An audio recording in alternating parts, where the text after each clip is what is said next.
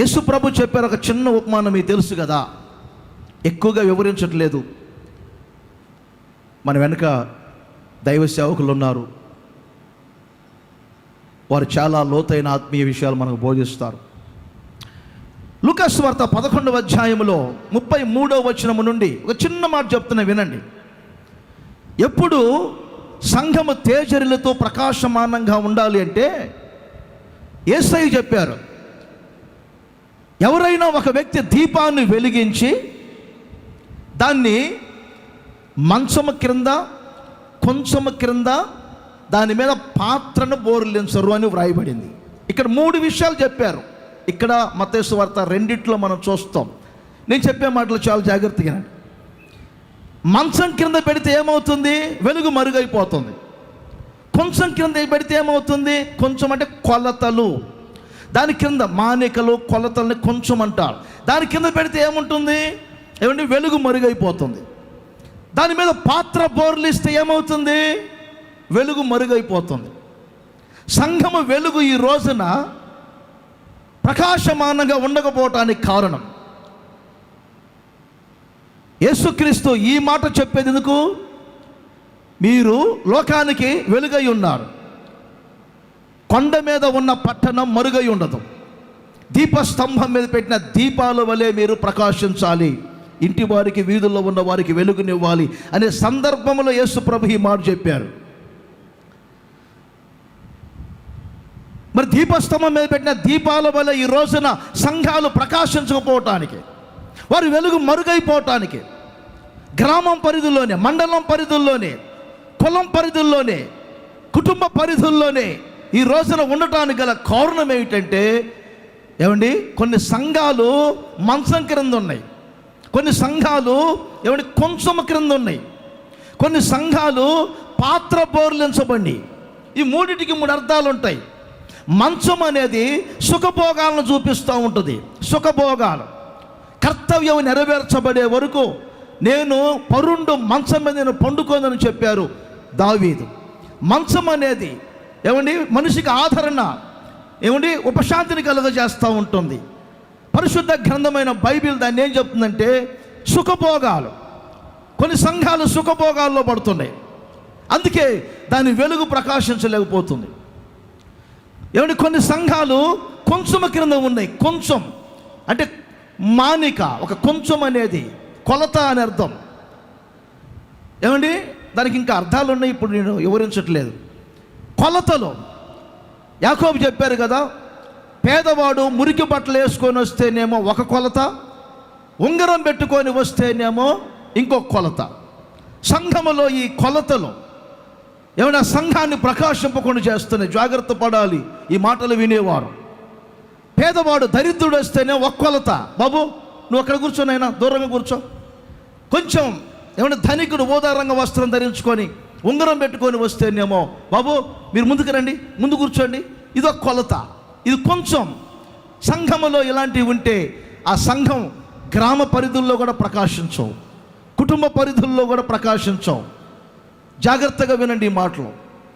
ఏమండి అందుకే నా దేవుడు తర్వాత వ్రాయబడిన మాటలు ఉంటాయి. పట్టణం ఎత్తుగా ఎత్తుగా ఎత్తుగా ఎత్తబడును వాక్యం చెప్తుంది. పట్టణం ఎత్తుగా ఎత్తబడును. ఒకవేళ ఇప్పటి వరకు మీరు మంచం క్రింద ఉన్నారా, సుఖభోగాల్లో పడ్డారా, కొలతల ప్రకారంగా భక్తి చేస్తున్నారా? మూడవది పాత్ర.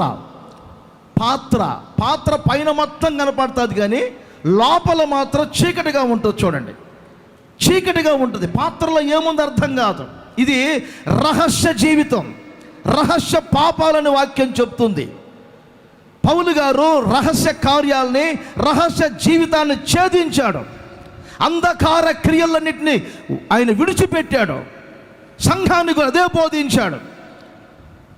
నా ప్రియమైన సహోదరులారా, ఈ గుడారాల పండుగలో ఆ అనుభవాల్లో నుంచి మీరు బయటికి వచ్చి, ఇదిగో ఒక ప్రకాశమానమైన తేజరిల్లుతున్నటువంటి పట్టణముగా నా దేవుడు మీ ఒక్కొక్కరిని మార్చునుగాక. ఓపెన్ చేతులు, ఓపెన్ అందరూ. చెప్తానే ఉండాలి, స్తోత్రం అని చెప్తానే ఉండాలి. ఇంకా కొంచెం గట్టిగా స్వరం రావాలి బయటికి. యేసు నామములో సంఘాన్ని ప్రకాశింప చేయకుండా చేస్తున్న సుఖభోగాలన్నీ తొలగిపోవునుగాక. కొలతల ప్రకారంగా చేసే భక్తి, వివాదాలు విభేదాలతో చేస్తున్న భక్తి తొలగిపోవునుగాక. రహస్య జీవితం సంఘములో నుండి తొలగిపోవునుగాక. పట్టణము ఎత్తుగా ఎత్తబడును, పట్టణము ఎత్తుగా ఎత్తబడును, పట్టణము ఎత్తుగా ఎత్తబడును. కొండ మీద ఉన్న పట్టణముగా నా దేవుడు మిమ్మల్ని ప్రకాశమానముగా మార్చునుగాక. ఇంకొకసారి చేతులు ఊపుతూ చెప్పండి. అందరూ ఏకస్వరముతో చెప్పాలి. అందరూ చెప్పాలి, ఆగొద్దు అసలు. ఏదైనా ఉంటే మరలా తర్వాత చూసుకుందాం, ఇప్పుడు మాత్రం ఆగబాకండి. ఇంకొకసారి ఊపండి అందరూ. ఒట్టి చేతులు కాదు, నోరు కూడా పని చేయాలి. హల్లెలూయా.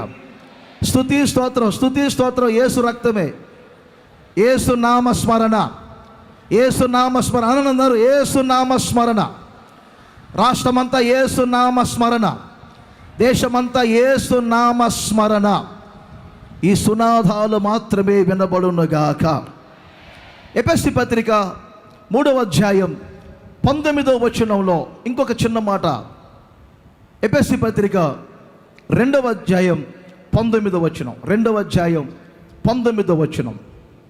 ఇక్కడేమని రాయబడిందంటే, కాబట్టి ఇక మీదట మీరు పరజనులను పరదేశులనై ఉండక పరిశుద్ధులతో ఏక పట్టణస్థులను దేవుని ఇంటి వారై ఉన్నారు. ఏక పట్టణస్థులుగా మీరు మార్చబడాలి. నేను చెప్పే భాష భావం అర్థమవుతుందా? మొదటిగా చెప్పండి, పునాదులు కలిగిన పట్టణం. చెప్పాలి అందరూ, పునాదులు కలిగిన పట్టణం. రెండవది, ప్రకాశిస్తున్న తేజరిల్లుతున్న పట్టణం.